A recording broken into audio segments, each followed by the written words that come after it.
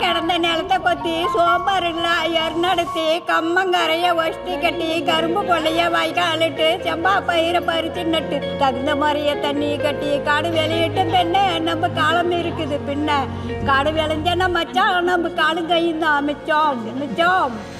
ஊர் பேர் வாச்சாத்தி. இந்த ஊருக்குன்னு ஒரு பெரிய கதை இருக்கு.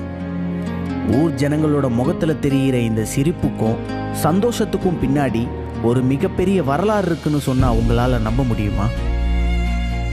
இவ்வளோ ஆனந்தமா இவ்வளோ ஆரவாரத்தோட எல்லாரும் இப்ப எங்க போறாங்கன்னு தெரிஞ்சுக்க, அவங்களோட கதைகளை கேட்க அவங்களோட சேர்ந்து நாங்களும் பயணிக்கணும்னு முடிவு பண்ணோம்.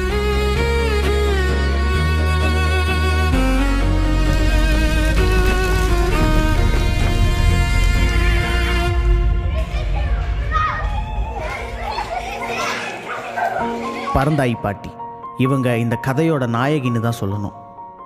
இவங்க எல்லாரும் வாச்சாத்தி சம்பவத்தில் நடந்த மறக்க முடியாத அந்த கொடூர சம்பவத்தில் பாதிக்கப்பட்டவங்க. இல்லை, மன்னிக்கணும், பாதிக்கப்பட்டவங்கன்னு சொல்கிறத விட பாதிக்கப்பட்டு உடஞ்சு சுக்குநூறாகி வாழ்க்கையில் இழக்கிறதுக்கு உயிரை தவிர ஒன்றுமே இல்லைங்கிற நிலைமைக்கு போய் கூட அவங்களோட துணிச்சலான தைரியமான உறுதிமிக்க போராட்டத்தால் மீண்டு வந்தவங்கன்னு தான் சொல்லணும். சமூகம் தர அழுத்தத்திலிருந்து தப்பிக்க முடியாம தவறான முடிவுகளை எடுக்கிற தலைமுறை வாழுற இந்த காலத்துல வாழும்போதே அரசு காட்டின நரகத்தை இவங்க தாண்டி வந்தாங்க. அரசு தன்னோட ஒட்டுமொத்த பலத்தையும் திரட்டி இவங்க குரல் வலைய நெரிக்க பார்த்துச்சு.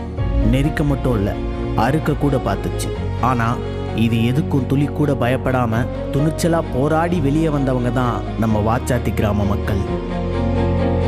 1992 ஜூன் 20, 21, 22 அந்த 3 நாள் இந்த வாச்சாத்தி கிராமத்தில் பாதிக்கப்பட்ட மக்கள் நாங்கள் பேசுகிறோம். எங்கள் கிராமத்தில் அன்னைக்கு ஃபாரஸ்ட் போலீஸ் நீங்கள் சந்தனக்கட்டை திருடுறீங்க அப்படின்னு சொல்லி குழந்தைங்க, வயசான ஆயாங்க மனசாட்சியே இல்லாமல் அவ்வளோ ஒரு அடி அடித்து சித்திரவதைப்படுத்தி எங்களை ஏரிக்கு கூட்டிகிட்டு போகிறாங்க. வாங்க, ஏரியில் சந்தனக்கட்டை இருக்குது. 18 பெண்களையும் குறிப்பாக லாரியில் அடித்து பிடிச்சி இழுத்துட்டு போய் அந்த ஏரிக்குள்ளே தான் எங்களை இவ்வளோ சித்திரவதை பாலியல் வன்கொடுமை செஞ்சு நாங்கள் இவ்வளோ பாதிக்கப்பட்டிருக்கோம். இந்த ஆலமரத்தாண்டு தான் அந்த 105 பேரும் திகிந்தோம். எதுக்கு கூட்டிகிட்டு போகிறீங்கன்னு நான் கேட்டோம். வாடின்னா ஒரு நோணும் ஏங்க, இங்கெல்லாம் ஒரு காக்கி சட்டை போட்டுக்கிட்டீங்க, எங்களை வாடின்ற அளவுக்கு இப்படி சொல்கிறீங்க, நல்லா இருக்குதான். நான் திருப்பியும் உன்னை கேட்டால் கவனிப்பியா அப்படியேனும். ஏய் வாடி, நீ ஒன்றும் பண்ணல. அதே தான் வருது அவன் வாயில். போலீஸும் ஃபாரஸ்ட்டும் அப்படியே வண்டி போச்சு. துப்பாக்கி ஆளுங்க அப்படி வந்தாங்க. சும்மா அங்கே வாங்கன்ட்டு சொன்ன மாதிரி தான் சொன்னாங்க. எதுக்கு பேசுகிறேன்னா தான் எங்களை அடித்து தான் இழுத்துட்டு போனாங்க. அடியில் தர்மடி அதெல்லாம் மறக்கவே முடியாது வாழ்க்கையில். ஊரில் இருந்த ஜனம், ஊர் கவுண்டருக்கு, பெருமாள் கவுண்டரு, அவருக்கு தோட்டத்தில் இருந்து அவங்கள அடித்து கூட்டிகிட்டு பாப்பாத்தி, செல்வி, லட்சுமி, குப்பு அவங்கள பூரா கூட்டிகிட்டு வராங்க. அங்கேருந்து இங்கே ஊரில் இருக்கிறவங்க, ஊரில் புள்ள குட்டி எல்லாம் அத்தனையும் இங்கே தான் வந்தோம். சித்தேரிமலை அடிவாரத்தில் பழங்குடி மக்கள் வசிக்கக்கூடிய ஒரு சின்ன கிராமம் தான் வாச்சாத்தி. இங்கே சுமார் 600 கோடி ரூபாய் மதிப்புள்ள சந்தன மரங்கள் இருந்திருக்கு. ஆசிய கண்டத்திலேயே மிக தரமான சந்தன மரங்கள். இதில் சுமார் 200 கோடி ரூபாய் மதிப்புள்ள சந்தன மரங்களை ஆளுங்கட்சியை சார்ந்த சில பிரமுகர்கள், வனத்துறை அதிகாரிகள் ஒத்துழைப்போட வெட்டி கடத்தி இருக்காங்க. மீதி இருக்கிற எல்லா மரங்களையும் சீக்கிரம் வெட்டி விற்கணும்னு முடிவு பண்ணுறாங்க. அதுக்கு இடையூறாக இருந்தது வாச்சாத்தி கிராம மக்கள். வனத்துறை, வருவாய்த்துறை, காவல்துறைன்னு எல்லாரும் சேர்ந்து ரைடுன்னு சொல்லி திட்டமிட்டு ஒரு கிராமத்தையே சூறையாடி இருக்காங்க. வயசுக்கு 3 மாதம் ஆகுது. என் பிள்ளையெல்லாம் 3 மாதம் என்னை அடி ஒருத்தர் படுத்திருந்தான். 18 பிள்ளைங்களும் எனக்கு முன்னால் அப்படி கதற படிச்சாங்க. சாமியை மக்களும் ஏதோ ஒன்று ஆகிடும். இந்த உயிருக்கு யார் பாதுகாப்பு அப்படின்னா, உங்களுக்கு பாதுகாப்பு இல்லை, ஃபாரஸ்ட்டுக்கு டிபார்ட்மெண்ட்டுக்கு தான் நான் பாதுகாப்புன்னு கேட்டாப்படி. ஃபாரஸ்ட் ஆஃபீஸ்லேயே எங்களை அடித்தாங்க, ரொம்ப புண்படுத்தினாங்க. ஊர் கவுண்டர்ன்றவங்கள வந்து தொடப்பத்தில் அடிக்க வச்சாங்க. அடிக்க மாட்டோன்னா இப்படி தான் அடிக்கணும்னு எங்களை அடிக்க வச்சாங்க.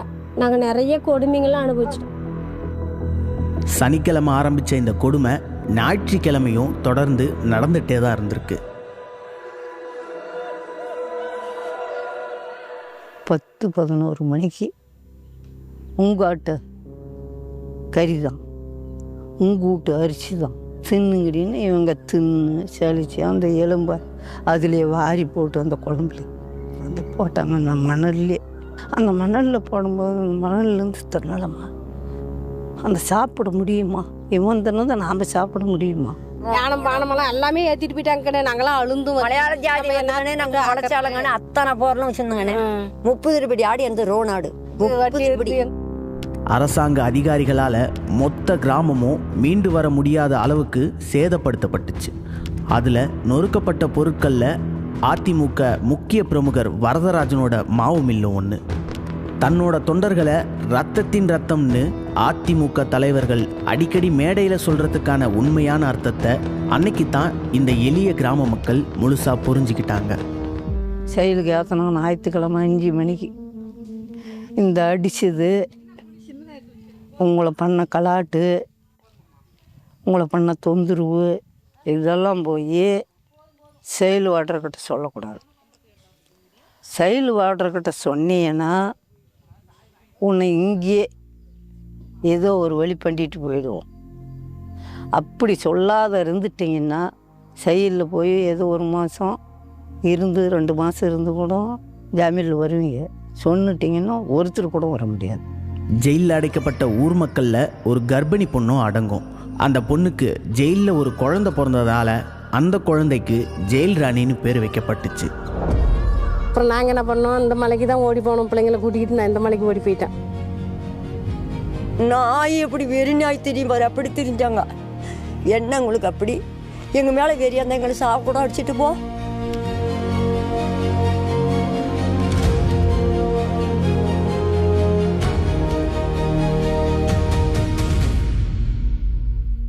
ஃபாரஸ்ட் டிபார்ட்மெண்ட்டு அந்த மக்கள் மேலே போட்டது மொத்தம் 3 கேஸு. அந்த 3 கேஸில் இது ஒரு கேஸு. அதாவது 1992 பிப்ரவரி மாதம் 14ஆம் தேதி தான் தமிழ்நாடு மலைவாழ் மக்கள் சங்கம் என்கிற அமைப்பு முதலாக துவக்கணும். அதனுடைய முதல் அமைப்பு மாநாடு கொல்லிமலையில் நடந்தது. அதில் தான் நான் வந்து பொய்ச்செயலாளர் தொடர் கே பாசாஜான் வந்து மாநில தலைவர் தேர்ந்தெடுக்கப்பட்டோம். அந்த மாநாட்டு அடிப்படையில் எல்லா மலைகள்லையும் வந்து கோரிக்கை மாநாடு அல்லது அமைப்பு மாநாடு நடத்துறதுன்னு நாங்கள் முடிவெடுக்கிறோம். அந்த அடிப்படையில் ஜூலை மாதம் 7ஆம் தேதி சித்தேரி மலை மாநாடு சித்தேரியில் நடக்குது. அந்த மாநாட்டில் இந்த கிராமத்திலேருந்து பாதிக்கப்பட்ட சில பேர் ஃபாரஸ்ட் டிபார்ட்மெண்ட்டுக்கு பயந்துக்கிட்டு அங்கே வந்து தங்கியிருக்காங்க உறவினர்கள் வீட்டில். அவங்களும் அந்த மாநாட்டில் வந்து கலந்துக்கிட்டு இருக்காங்க.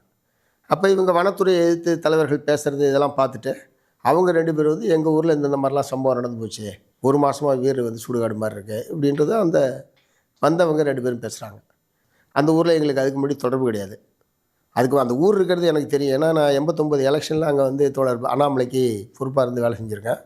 அப்போ அந்த ஊருக்குள்ளேயே விடலை. ஏன்னா முழுக்க அதிமுக தான் அந்த ஊரில். அதனால் வந்து இங்கே யாரும் உங்கள் கட்சியே கிடையாது, எப்படி நீங்கள் ஓட்டு கேட்க வரீங்க அப்படின்ற முறையில் அண்ணாமலையை திருப்பி அனுப்பிச்சது. அந்த முறையில் வாச்சாத்தின்ற பேர் வந்து எனக்கு தெரியும்.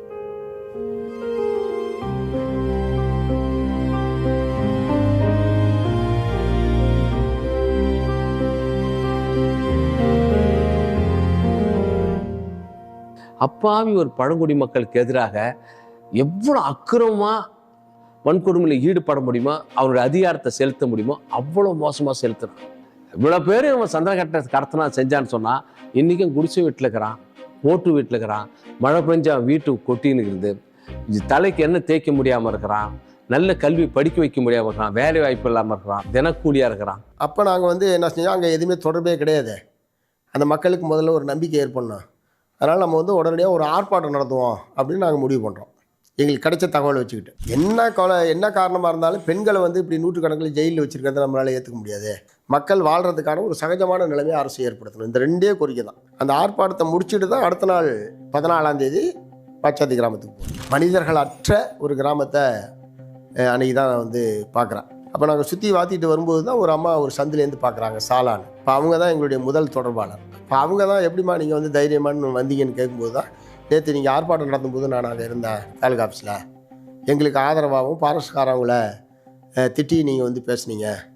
இன்னொன்று காரில் கம்யூனிஸ்ட் கட்சி கொடி கட்டியிருக்கு, ஒரு அண்ணாமலை எங்களுக்கு ஏற்கனவே தெரியும், அவர் எம்எல்ஏவாக இருந்திருக்காரு, அதனால தான் தைரியமாக வந்தேன் அப்படின்னு சொல்லி அவங்க சொல்கிறாங்க. இப்படி தான் அந்த ஊருக்குள்ளே ஃபஸ்ட்டு கான்டாக்டை. குடிப்பதற்கு கூட தண்ணி கிடையாது, ஒரே ஒரு 2 நாய் மட்டும் இருக்குது.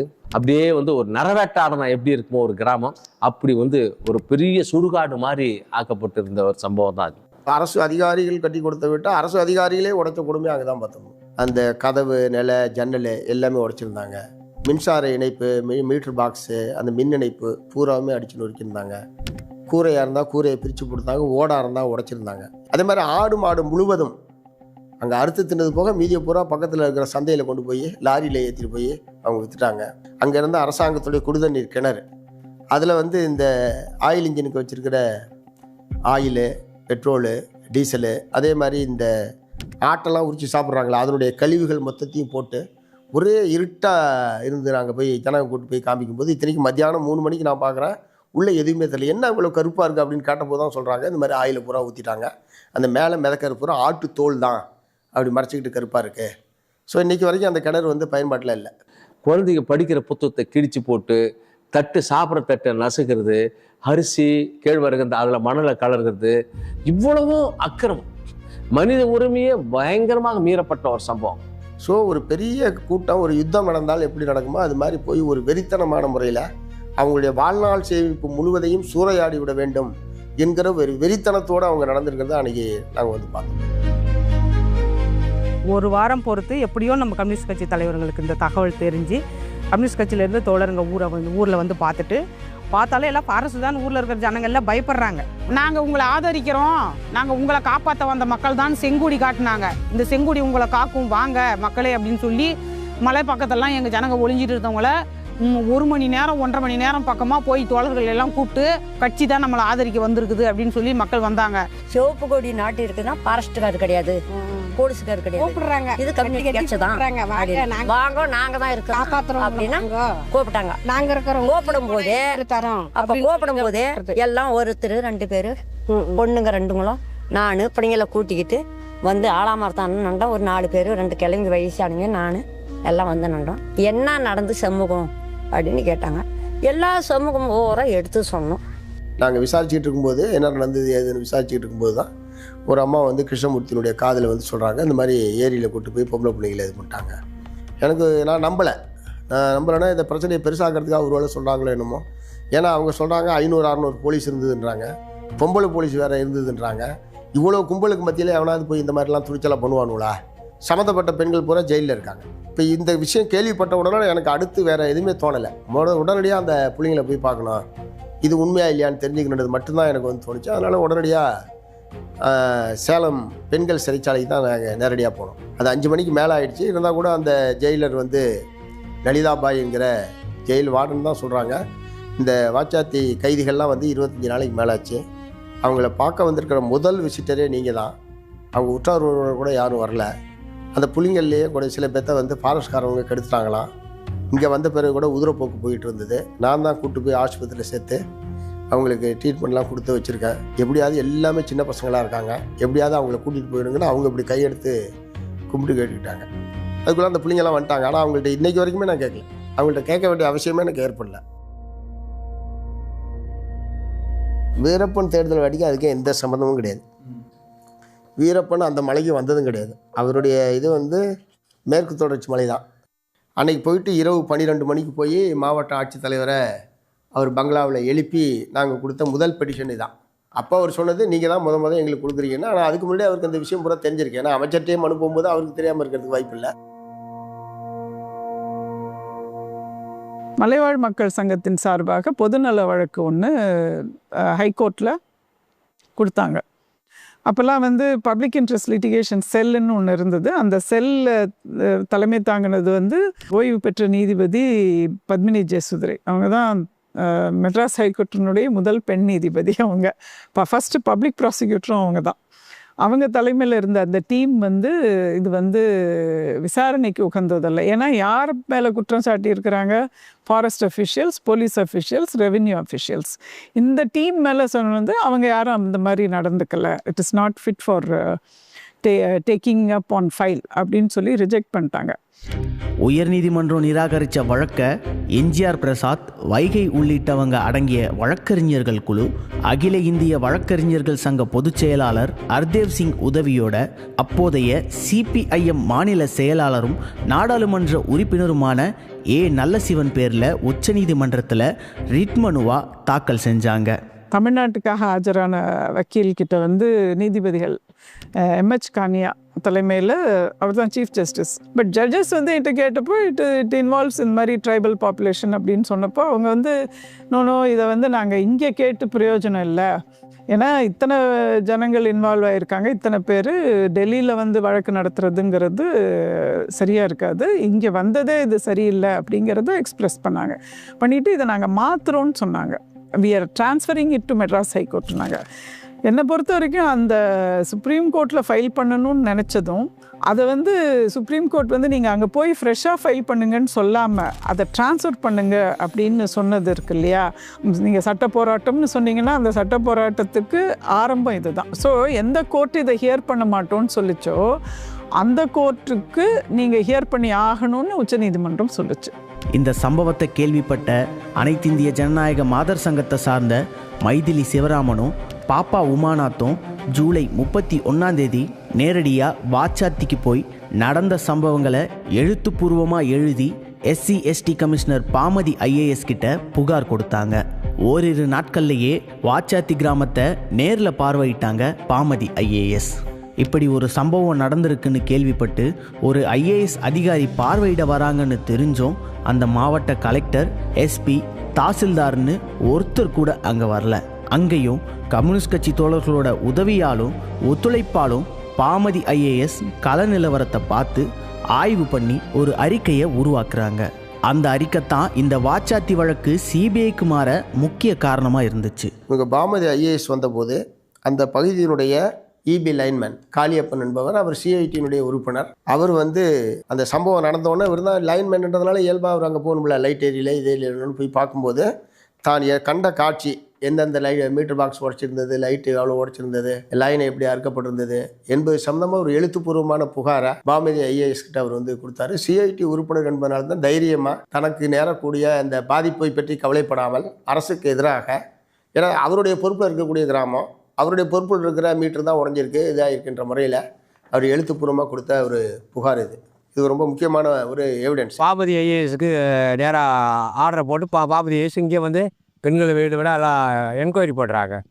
அவங்களை என்கொயரி பண்ணி அவங்க அறிக்கையை எடுத்துக்கிட்டு போகும்போது திமுகவை சார்ந்தவங்க எல்லாமே பாமதி IASஐ கொலை பண்ணுறதுக்கு ரெடி பண்ணிட்டாங்க. ஏன்னா ஒரு IAS SC/ST கமிஷன் மெம்பரு அவங்கள கொலை பண்ணுறது கூட திமுகவில் வேலை செஞ்சவங்க தயாராக இருந்தாங்கன்னு வச்சிங்களேன். அவ்வளோ மோசமான நடவடிக்கைகள் இருந்தாங்க. பதில் தாக்கல் பண்ணுறாங்க இல்லையா எதிர்மனுதாரர்கள், கவர்மெண்ட்டு எல்லாத்துலேயும் டெஸ்பைட் த ரிப்போர்ட், அந்த பாமதி IASனோட ரிப்போர்ட் இருந்தாலும் அவங்க கொடுத்ததில் எல்லாத்துலேயுமே கலெக்டராக இருக்கட்டும், மற்றவங்களாக இருக்கட்டும், டிபார்ட்மெண்ட்ஸாக இருக்கட்டும், இப்படி ஒரு சம்பவமே நடக்கலைங்கிறது மட்டும்தான். நாங்கள் 10 பக்கம் கொடுத்துருப்போம் நடந்த விவரங்களெல்லாம் சொல்லி, அவங்க 2 பக்கத்தில் பதில் தாக்கல் பண்ணியிருப்பாங்க. அன்றைக்கி இருந்த முதலமைச்சர் ஜெயலலிதா அந்த அம்மா அப்படி ஒரு சம்பவமே நடக்கலைன்னு சொல்லி சட்டமன்றத்தில் அவங்களும் சொல்லிட்டாங்களா? சம்பவம் 20, 21, 22 நடக்குது. 22 வனத்துறை அமைச்சர் செங்கோட்டையன் அவர்கள் அரூருக்கு வராரு. அவரை நேரடியாக பார்த்து கிராம மக்களில் ஒரு பகுதியினர் கையெழுத்திட்ட அதிமுக கிளை செயலாளருடைய புகார் மனு இதை வந்து அப்போது தீக்கதிர் பத்திரிகையில் இந்த முழுசாக நாங்கள் வந்து இதை பரிசோதித்ததுக்கு பிறகுதான் அரசு தரப்பிலிருந்து இந்த முற்றிலும் மறுப்பது என்பதிலேருந்து ஒரு அவங்க சமாளிக்கிறது என்கிற நிலைமைக்கு தள்ளப்பட்டதற்கு இந்த மனு ஒரு முக்கியமான காரணம். Arur police station, I think Noorullah Khan அந்த இன்ஸ்பெக்டர், அவர்கிட்ட போய் கொடுக்கும்போது அவர் ரெஜிஸ்ட்ரே பண்ணலை. இது வந்து சம்பவம் நடந்து கிட்டத்தட்ட 2 மாதம், ஜூன் 20 22, இது ஆகஸ்டில் போய் கொடுக்குறாங்க. அதுவும் நம்ம வந்து இங்கே கோர்ட்டில் ஃபைல் பண்ணுறோம். இந்த கம்ப்ளைண்ட் மேலே கம்ப்ளைண்ட் இன்னொரு FIR போடலை.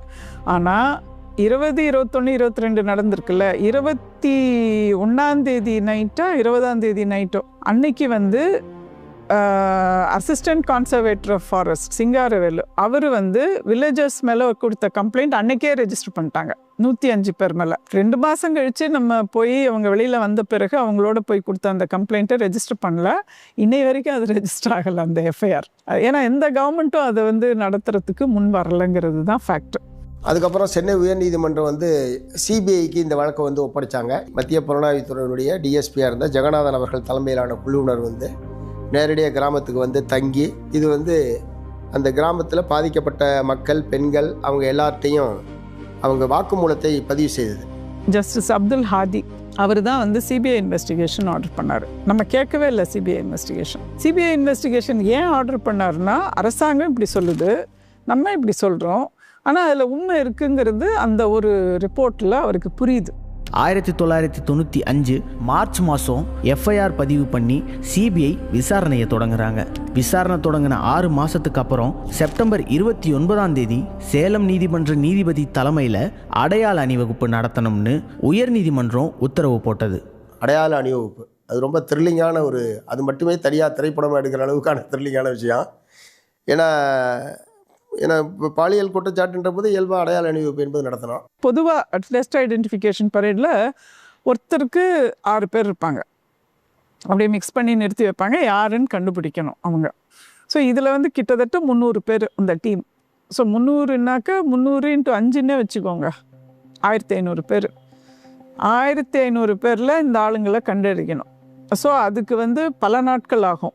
நம்ம பிள்ளைங்க 18 பேரும் போய் அடையாள அணிவகுப்பு காட்டணும். மாஜிஸ்ட்ரேட் வந்துட்டார், நாங்கள்லாம் போய் நிற்கிறோம், டிஎஸ்பி சிபிஐ ஆஃபீஸர்ஸ் வந்துட்டாங்க, எல்லோரும் இருக்கிறோம்.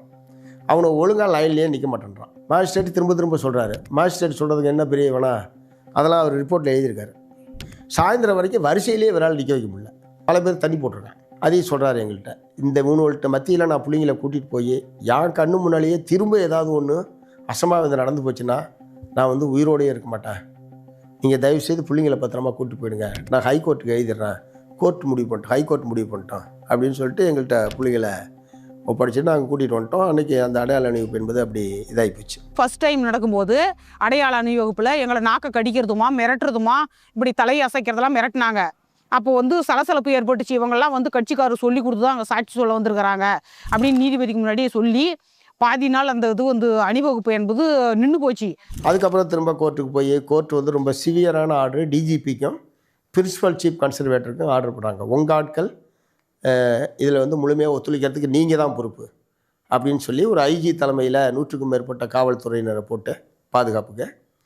இந்த ஊத்தங்கர மாஜிஸ்ட்ரேட்டுக்கு பதிலாக சேலம் டிஸ்ட்ரிக்ட் ஜட்ஜி அவர் வந்து இந்த ஐடென்டிஃபிகேஷன் பரேடை நடத்தணும்னு அதை மாற்றி, அதே மாதிரி 1500 பேர் ஒன்றா நிற்கிறதுக்கு பதிலாக 50 பேர்த்துக்கு ஒரு ஆள் அப்படின்ற மாதிரி அதெல்லாம் கொஞ்சம் மாடிஃபை பண்ணி ஒரு ஆர்டர் போடுறாங்க ஹைகோர்ட். முதல்ல வந்து 5 பேர்த்துக்கு ஒரு ஆள், இப்போ 50 பேர்த்துக்கு ஒரு ஆள், அதில் போய் அடையாளம் காமிக்கணும். ஆக்சுவலாக நமக்கு ரொம்ப சிக்கல் தான். கிருஷ்ணகிரி கோர்ட்டு அடையாளம் அதை இன்னைக்கு அடையாளம் காமிச்சுன்னா நாளைக்கு மீசி அடிச்சுட்டு வந்துடுவான். உங்கள் மாதிரி அந்த அடையாளத்தை 300 அடையாளத்தை காமிச்சுன்னா மொட்டை அடிச்சுட்டு வருவான்.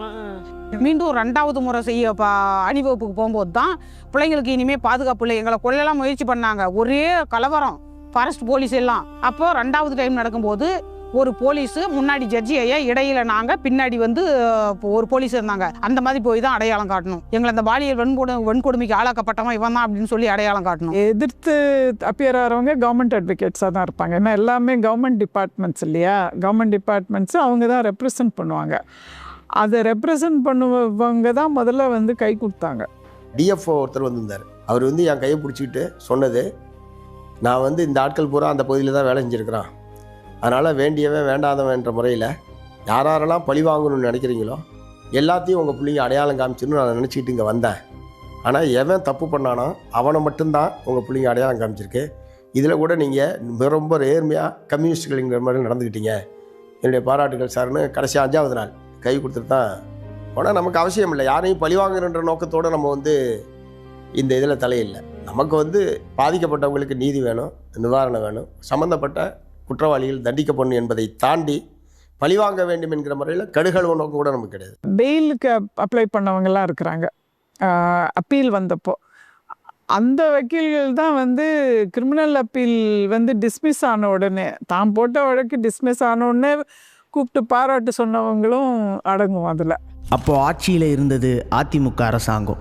அப்போதைய வனத்துறை அமைச்சர் செங்கோட்டையனும் அவரோட ஆதரவாளர்களும் இந்த சம்பவத்தை மூடி மறைக்க பல முயற்சிகள் செய்தாங்க. எங்களை கொலை பண்ணுறதுக்கான முயற்சிகள்லாம் நடந்தது ஆரம்பத்தில். ஏன்னா அதிமுக ஆட்சி தானே தொடர்ந்து நடந்துட்டு இருந்தது. அப்போ அவர் வந்து ஒரு நாள் என்ன அவங்களோட பெரிய தொல்லையாக இருக்கு, எங்களை இந்த அண்ணாமலை சண்முகத்தோட பெரிய தொல்லையாக இருக்கு, அவனை ஏதாவது ரோட்டில் போகும்போது ஒரு ஆக்சிடென்ட் பண்ணி முடிங்கப்பா அப்படின்னு சொல்லி அவனோட முடிச்சுட்டா அப்புறம் மற்றதெல்லாம் நம்ம பார்த்துக்கலாம் அப்படின்ற முறையில் அவர் ஃபோனில் அப்போல்லாம் ட்ரங்க் புக் பண்ணி தானே பேச முடியும். அப்போ அந்த ட்ரங்க் புக்கிங்கில் இருந்த நம்முடைய பிஎஸ்என்எல் ஊழியர்கள் அதை ரெக்கார்ட் பண்ணி எங்கள்கிட்ட வந்து கொடுத்து அப்புறம் அதை வந்து நாங்கள் அம்பலப்படுத்தி தமிழ்நாடு பூரா இந்த செங்கோட்டையனுடைய இந்த கொலை முயற்சி, கொலை தூண்டுதல்ன்றதுக்கான எதிராக ஒரு கண்டன ஆர்ப்பாட்டம் தமிழ்நாடு பூரா கட்சியின் சார்பில் நடந்துவிட்டு அப்படி தான் அது வந்து நாங்கள் தப்பிச்சோம். ஒரு வேளை இல்லைன்னா நான் அப்படி உட்காந்து பேசிகிட்டு இருக்க மாட்டேன், அப்பயும் பிடிச்சிருப்பாடுவேன். அதில் பிஎஸ்என்எல் ஊழியர்களுடைய அந்த உதவி பெரிய உதவி. நான் ஒரு நாள் சாட்சிகள் எடுத்து போய் நீதிமன்றத்தில் கிருஷ்ணகிரியில் சொல்லிவிட்டு 10 மணி ஆகிடுச்சு. நான் வாச்சாத்திக்குள்ளாரப்போ அந்த பெண்கள் அவங்களெல்லாம் விட்டுட்டு நான் ஒரு 10:30 மணிக்கு திரும்புகிறேன் காரில். பேதாதம்பட்டி வந்தவரை யுவராஜன் சொல்லிட்டு அன்றைக்கி டிஎஃப்ஓ இப்போ பிசிஎஃப் வந்து ரிட்டையர் ஆகிட்டு இருப்பார்னு நினைக்கிறேன். அப்படியே என் காரை மறிச்சிட்டாங்க. மறிச்சிட்டு ஒரு ரேஞ்சர், இளங்கோன்னு ஒரு ரேஞ்சர், இன்னொருத்தர் ஒரு துப்பாக்கி எடுத்து இங்கே வச்சுட்டான். எனக்கு சுடமானால் தெரியும், பட் மிரட்டானுங்க புது புது ஆளுங்க. இரவு 10:30 மணி ஆச்சு. பிரேடு கூட்டி போகிற வனத்துறை அமைச்சர் செங்கோட்டையை அங்கேயே ரூம் போட்டு தங்கி ரவுடிகளை ஏவி விட்டு இவங்களை கொலை பண்ணுறதுக்கு முயற்சி பண்ணார். நம்ம கட்சி தோழர்கள், சிஐடி சார்ந்த தோழர்கள், வாலிபர் சார்ந்த தோழர்கள், மார் சார்ந்த தோழர்கள் எல்லாம் முன்னாடி நிறுத்தி இந்த பக்கம் 1000 பேர், இந்த பக்கம் 1000 பேர், இந்த வாச்சாத்தி பெண்களை நடுவில் நிறுத்தி ஊர்வலமாக கூட்டிகிட்டு போவாங்க கோர்ஸுக்கு. அப்புறம் ஆட்டோ தொழிற்சங்கம் அவங்க எல்லாம் ஆட்டோவோட வந்துட்டாங்க. எல்லாமே எந்த சின்ன கீரல் கூட அவங்க மேலே விழுக்கூடாதுன்னு சொல்லி ரொம்ப வலுவாக கட்சியில் விடுபடுச்சு. பல மிரட்டல்களை தாண்டி அடையாளம் காட்டப்பட்ட குற்றவாளிகள் உடனடியாக சிறையில் அடைக்கப்பட்டாங்க. 96 கலைஞர் தலைமையில் திமுக ஆட்சி என்பது வந்துருச்சு. இதுக்கிடையிலே சிபிஐ வந்து குற்றப்பத்திரிகை தாக்கல் பண்ணி குற்றவாளிகள்லாம் கைது பண்ணி ஜெயிலில் போடுறாங்க, கோயம்புத்தூர் மத்திய சிறையில். அன்றைக்கே வந்து அந்த தருமபுரி, சேலம், கிருஷ்ணகிரி, அரூர் இந்த ஏரியா பூரா சாலை மறியல் நடக்குது. சாலை மறியல் நடத்துறது யாருன்னா குற்றவாளிகளுடைய உறவினர்கள். இந்த 269 பேருமே அரசு பணியில் இருக்கிறவங்க. ஸோ அவங்கள பிடிச்சி உள்ளே போட்டிருக்கும்போது அவங்களுடைய உற்றார் உறவினர்கள், மனைவிமார்கள்லாம் மறியல் பண்ணுறாங்க. உடனே கலைஞர் வந்து தலையிட்டு மறுநாள் காலையில் அவங்கள பூரா ரிலீஸ் பண்ணிடுறாங்க. இந்த மாதிரி ஒரு சம்பவம் இந்தியாவில் எங்கேயுமே நடந்திருக்காது. ஏன்னா ஒரு நீதிமன்றத்தின் மூலமாக உள்ளே போகக்கூடிய குற்றவாளி திரும்ப நீதிமன்றத்தின் மூலமாக அது ஜாமீன்லேயோ விடுதலை பெற்றோ வர முடியுமே தவிர அரசு தன்னுடைய அதிகாரத்தை பயன்படுத்தி குற்றவாளிகளை வெளியே விடுறது என்பது இதுவரைக்கும் நடந்திருக்காது. ஆனால் இந்த வழக்கில் அவர் முதலமைச்சர் கருணாநிதி அவர்கள் தலையிட்டு அனைவரும் மறுநாள் காலையிலேயே சிபிஐ ரிமாண்ட் செய்யப்பட்ட குற்றவாளிகளை விடுதலை பண்ணிட்டாங்க. அது திமுக செஞ்ச ஒரு மிகப்பெரிய தவறு.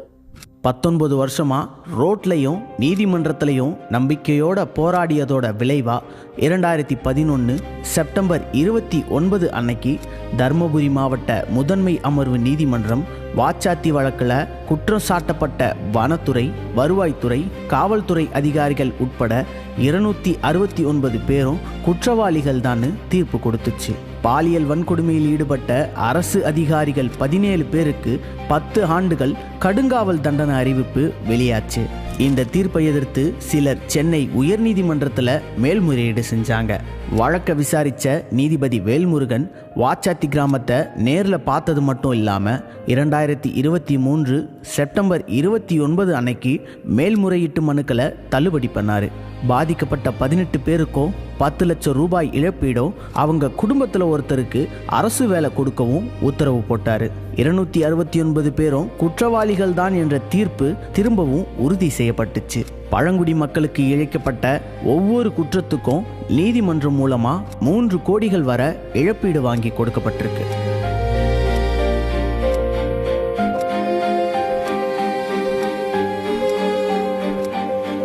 அப்போது 92ஆம் ஆண்டு தருமபுரி மாவட்ட ஆட்சித்தலைவராக இருந்த தசரதன் ஐஏஎஸ், மாவட்ட காவல் கண்காணிப்பாளராக இருந்த ராமானுஜம் ஐபிஎஸ், அவர் வந்து பின்னாடி தமிழ்நாடு காவல்துறையினுடைய இயக்குநராக டிஜிபியாக பதவி உயர்வு ஜெயலலிதாவால் வழங்கப்பட்டு அப்புறம் ஓய்வு பெற்றவர். இவர்கள் 2 பேருமே குற்றவாளிகள். ஏன்னா இவங்க தான் மக்களை பாதுகாக்க வேண்டியவங்க.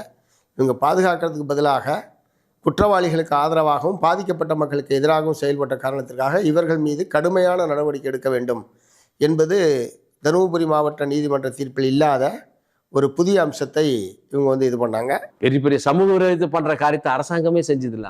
ஜெயலலிதாவுடைய ஒட்டுமொத்தமான அமைச்சர் அன்னைக்கு இருந்த செங்கோட்டையன் உட்பட அது நடக்கலன்னு சொன்னார். வாச்சாத்தி மலை மேல இருந்து இவரால் போக முடியாது, எங்க நல்ல சிவன் தோழரால் போக முடியாது, 7 வயதானவர் அப்படின்னா சட்டமன்றத்தில் உண்மைக்கு மாறா ஒரு பொய்யை சொன்ன ஒரு செங்கோட்டை.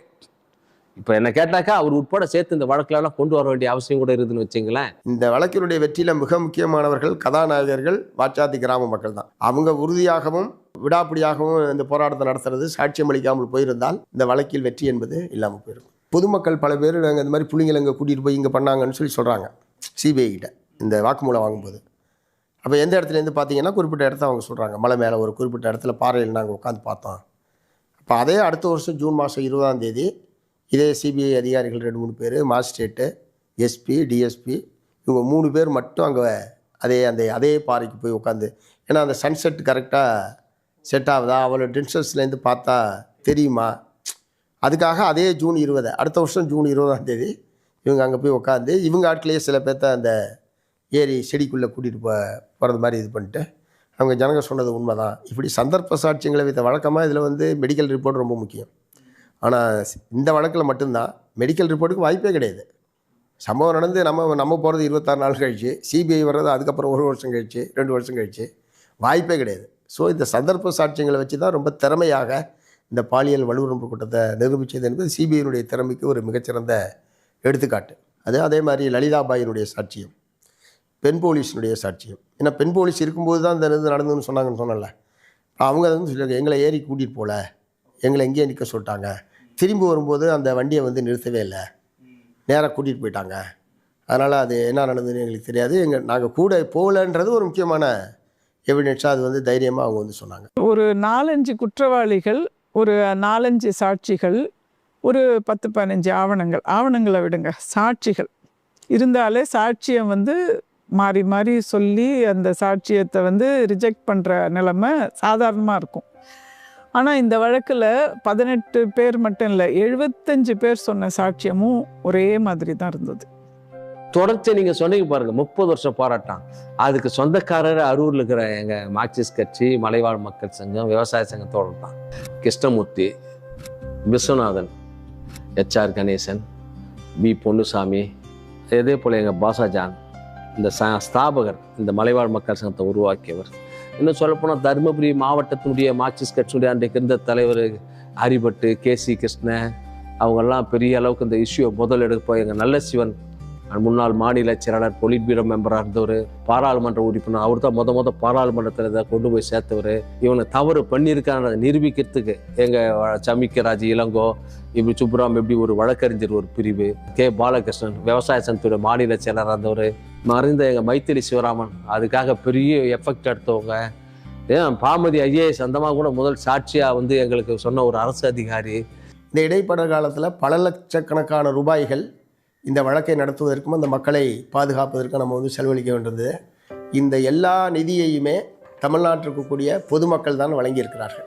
இதுவரைக்கும் வாச்சாத்தி வழக்குக்காக நாங்கள் எந்த கடனும் படலை, கடனே இல்லாமல் பொதுமக்கள் வழங்கிய நிதியில் தான். அதற்காக அவ்வப்போது இந்த மாதிரியான வாச்சாத்தி மக்களுக்கு நீதி கிடைக்க நிதிதாரியர் என்கிற முறையில் இந்த நோட்டீஸ் வெளியிட்டு இதன் அடிப்படையில் தான் நம்ம வந்து நிதி வசூல் படி தான் இந்த வழக்கை நடத்தியிருக்கோம். அம்ப்ரோஸோட கான்ட்ரிபியூஷன்லாம் இதில் வந்து விவரிக்கவே முடியாத அளவுக்கு ஒரு கான்ட்ரிபியூஷன் அவர் தனியாக பண்ணார். அது அவர் வேலையில் இருந்துக்கிட்டு பண்ண விஷயங்கள், அது வந்து ரொம்ப முக்கியமான ஒரு அம்சம் இந்த வழக்கில். இந்த கிராமத்தை பெண்கள் வந்து உறுதியாக நின்று வெற்றிக்காக உயிரே போனாலும் பரவாயில்ல, செங்கோடி இருக்குது எங்களை காப்பாற்றுறது அப்படிங்கிற நம்பிக்கையோட பயணம் பண்ணாங்க. இறுதியாக நமக்கு மிகப்பெரிய வெற்றி கிடைச்சிருக்கு. வழக்கறிஞர் சங்க தலைவர் பேசினார். இந்த தீர்ப்பு வந்த பிறகு சென்னை உயர்நீதிமன்றத்தில் அந்த பாராட்டு விழா நடந்த போது, சென்னை உயர்நீதிமன்ற வளாகத்தில் வழக்கறிஞர்களுக்கும் போலீஸுக்கும் தகராறு நடந்தது உங்களுக்கு தெரியும். அந்த வழக்கில் இது வரைக்கும் போலீஸ்காரனை ஒரு நாள் கூட கோர்ட்டில் கொண்டு வந்து எங்களால் நிறுத்த முடியல, நாங்கள் தான் உங்களுக்கெல்லாம் நீதியை பெற்றுத்தரதுக்கு வராதிக்கிட்டு இருக்கிறோம்.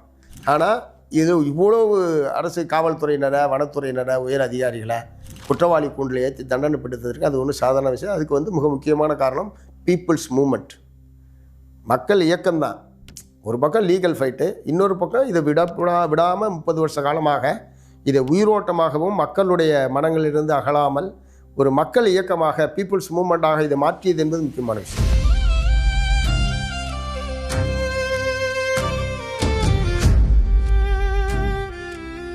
அதிகாரம் தான் கையில் இருக்கிறதுனால எதுனாலும் செய்யலாம் அப்படின்றதுக்கு ஒரு சவுக்கடி அடிச்சிருக்கிற ஒரு தீர்ப்பு. இறுதியா அந்த மக்களுக்கு நீதி கிடைக்கிற வரைக்கும் ஓய மாட்டோம். நாங்கள் நீதி கிடைச்சா தான் எங்களுக்கு தூக்கமே. இதில் உதவி செய்ததில் சிஐடியினுடைய பங்களிப்பு ரொம்ப முக்கியமானது. என்னென்னா அந்த ஜனங்க யாருமே எதுவுமே கிடையாது, நான் சொல்லலை, எல்லாமே உடச்சி போட்டாங்கன்னு. திரும்ப அவங்க வாழ்க்கையை துவங்கணுன்னா நம்ம ஏதாவது கொடுத்தா தான் துவங்க முடியும். ஒரு கிளாஸ் தண்ணி குடிக்க கூட கிளாஸ் கிடையாது. இந்த சூழ்நிலையில் அப்போது தலைவராக இருந்த தொலை ஏ சவுந்தரராஜன், போக்குவரத்து ஊழியர் சங்கத்தினுடைய தலைவராக அப்போது அவர் இருந்தார். அவங்க கால் கொடுத்து தமிழ்நாட்டில் எல்லா பஸ் ஸ்டாண்ட்லேயும் உண்டியல் அடித்தாங்க. போக்குவரத்து ஊழியர்கள் உண்டியல் அடித்து ஒரு பெரிய லாரி நிறையா பொருளை ஏற்றிட்டு வந்தார். ஏஎஸ் ஒரு பெரிய லாரியில் அலுமினிய பாத்திரம், சமைக்கிறதுக்கு, தண்ணி வைக்கிறதுக்கு, குடிக்கிறதுக்கு, சாப்பிட்றதுக்கு தட்டு, அதை பூரா கொடுத்துட்டு கையில் இருந்த 5000 பணத்தை கொடுத்து வழக்கு நிதியாக வச்சிங்கன்னு அவங்க மறுவாழ்வை துவக்குவதற்கான ஒரு அடிப்படையை ஏற்படுத்தி கொடுத்தது சிஐடி.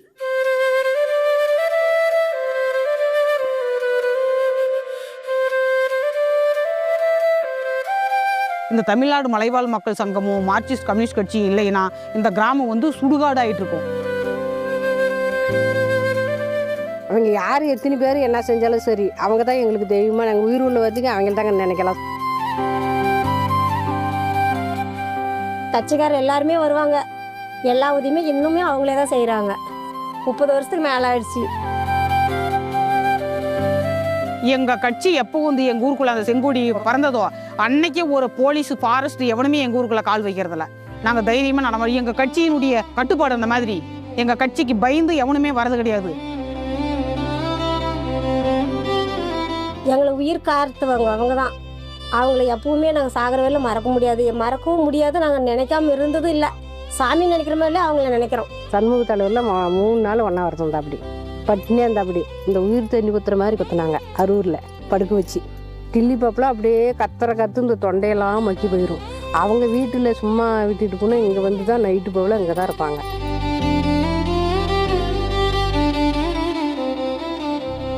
இன்னைக்கு தேதிக்கு அரசியலுங்கிறது ஓட்டுக்காகவும் பதவிக்காகவும் தேர்தல் வெற்றியை மட்டுமே இலக்கா கொண்டதாகவும் மாறி இருக்க சூழ்நிலையை பார்க்குறோம். மனிதர்களை வாக்கு வங்கிகளாகவும் கோடிகளை கொட்டி ஐடிவிங் வச்சு வெற்று பிம்பங்களை தலைவர்களாகவும் சித்தரிக்கிற காலத்தில் எனக்கு ஓட்டு போட்டு முதலமைச்சராக்குங்க, எல்லாத்தையும் மாத்துறேன்னு சொல்கிற கட்சிகளுக்கும் தலைவர்களுக்கும் மத்தியில் அரசியல் மாற்றங்கிறது நாற்காலியில் தலைவர்கள் மாறுவது மூலமாக மட்டும் நடக்கிறது கிடையாது. மக்களை அரசியல் படுத்தி அவர்கள் உரிமைகளுக்காக அவர்களே சிந்திச்சு செயல்பட்டு போராடுறவங்களா மாத்துறது மூலமாக நடக்கிறதுன்னு இந்த வாச்சாத்தி வழக்கு வெற்றியும் மார்க்சிஸ்ட் கம்யூனிஸ்ட் கட்சியும் மீண்டும் ஒரு முறை நிரூபிச்சிருக்கு.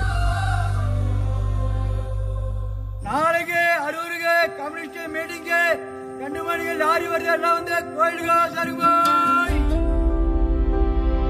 தாயும் தந்தையுமா எங்களை ஆதரிச்சது எங்கள் கட்சி தான்.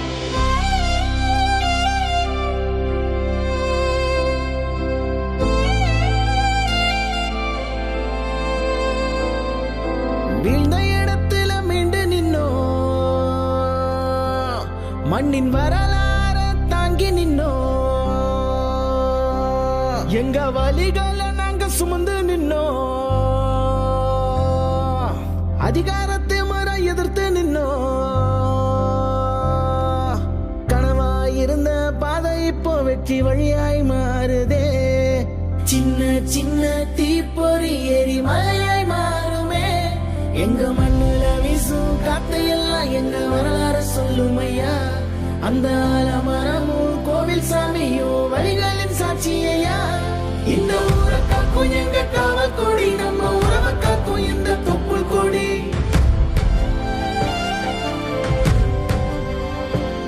இந்த ஊரை காக்கும் எங்க காவல் கொடி, நம்ம உறவை காக்கும் இந்த தொப்புள் கொடி. அந்த ஆண்டவன் போல வந்த கொடி, இது கடைசி வர கூட நிற்கும் கொடி.